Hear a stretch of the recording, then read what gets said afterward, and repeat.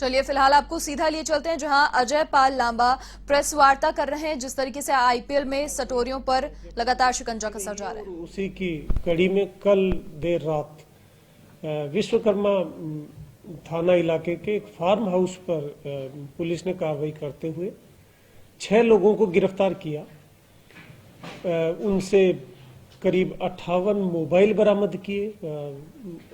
इस सट्टे में काम में लिए जाने वाले अन्य इलेक्ट्रॉनिक इक्विपमेंट, एलसीडी, लैपटॉप्स वो बरामद किए।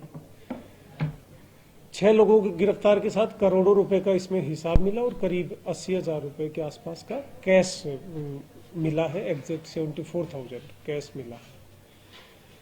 ये सट्टे की कार्रवाई महत्वपूर्ण इसलिए हो जाती है कि इस सट्टे की कार्रवाई में जो शामिल थे, जो इस वारदात में, इस अपराध में जो लोग शामिल थे, वो ज्यादातर उसमें से वेस्ट बंगाल के रहने वाले थे। वो यहाँ आकर के ये एक शहर के आउटस्कर्ट्स पे स्थित फार्म हाउस में, एक व्यापारी का ये फार्म हाउस है, राजेश अग्रवाल नाम के एक व्यवसायी का ये फार्म हाउस था, जिसमें ये बैठ करके सट्टा कर रहे थे। करीब 58 लाइन इन्होंने नीचे दे रखी थी। 58 मोबाइल जो कनेक्ट थे वो मौके से बरामद हुए हैं।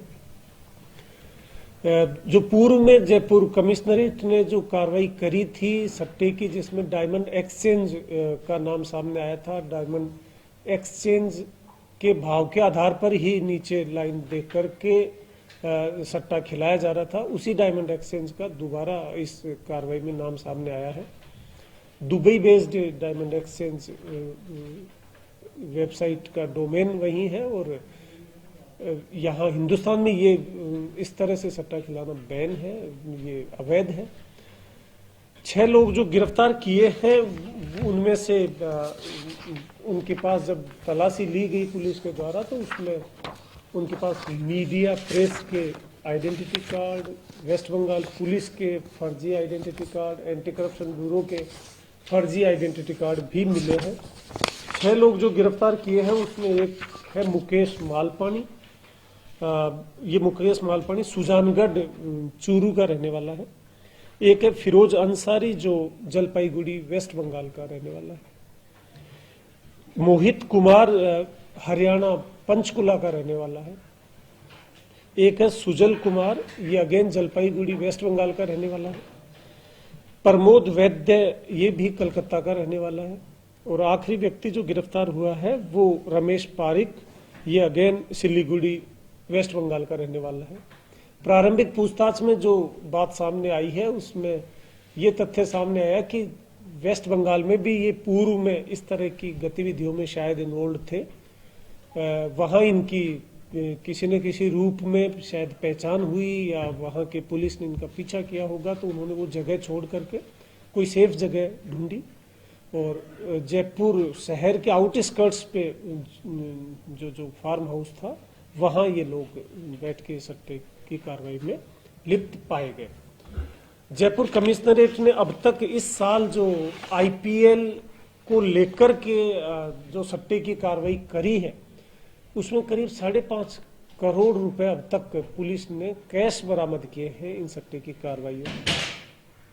टोटल 49 व्यक्ति गिरफ्तार हुए हैं अभी तक। और जो सट्टे को चलाने के लिए जो इलेक्ट्रॉनिक इक्विपमेंट्स में, चाहे वो मोबाइल हो, एलईडीज हो, लैपटॉप्स, कंप्यूटर्स हो, उसमें करीब 302 मोबाइल जब्त हुए हैं अब तक। 45 व्हीकल जब्त हुए हैं और लैपटॉप और कंप्यूटर 37 जब्त हुए हैं और एलईडीज 24 जब्त हुए हैं। ये जो जब्ती की कार्रवाई बताई है ये सिर्फ और सिर्फ आईपीएल में जो सट्टा लगा रहे हैं, आईपीएल सीरीज जब से चालू हुई है तब से जो जयपुर पुलिस की कार्रवाई है वो ये सारा सीजर और गिरफ्तारियां और ये कैश बरामद जो हुआ है ये सिर्फ इसी दौरान जब्त किया हुआ है। सर, ये जो फार्म हाउस पर रेड डाली थी, ये किस टाइप का फार्म हाउस है और किस तरह की टीम वहां पहुंची? ये फार्म हाउस एक मतलब एग्रीकल्चरल लैंड में बना हुआ फार्म हाउस। ऊंची ऊंची दीवारें हैं जिसके चारों तरफ एक गार्ड उसको मैन करता है और उसके भीतर ये बने हुए कमरे हैं जिनमें बैठ के ये लोग खेल रहे थे। सर, जो फर्जी आईडी कार्ड मिले हैं, इसका वो क्या यूज करते थे? और अभी तक यही सामने आया है कि जहां कहीं कोई अगर पुलिस रोकने की कोशिश करे, कहीं नाकाबंदी में कोई रोकने की कोशिश करे, तो उसमें ये मीडिया के फर्जी कार्ड, पुलिस के फर्जी कार्ड, एंटी करप्शन ब्यूरो के फर्जी कार्ड दिखा के वो शायद उस नाकाबंदी से बचने का प्रयास रहा होगा।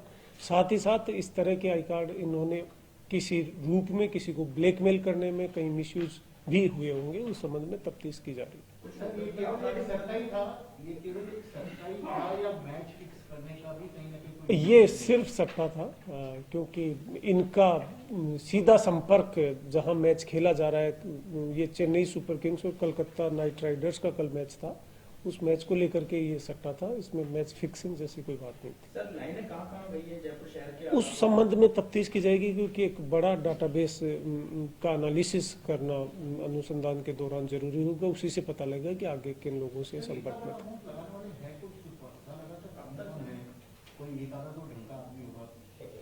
नहीं, जो भी इस तरह के अपराध में शामिल होते हैं उसको ढंग का आदमी कहना, तो मेरे ख्याल से ढंग शब्द की बेइज्जती होगी। बट जो लोग ये काम में इन्वॉल्व हैं उनके खिलाफ लगातार हम कार्रवाई कर रहे हैं।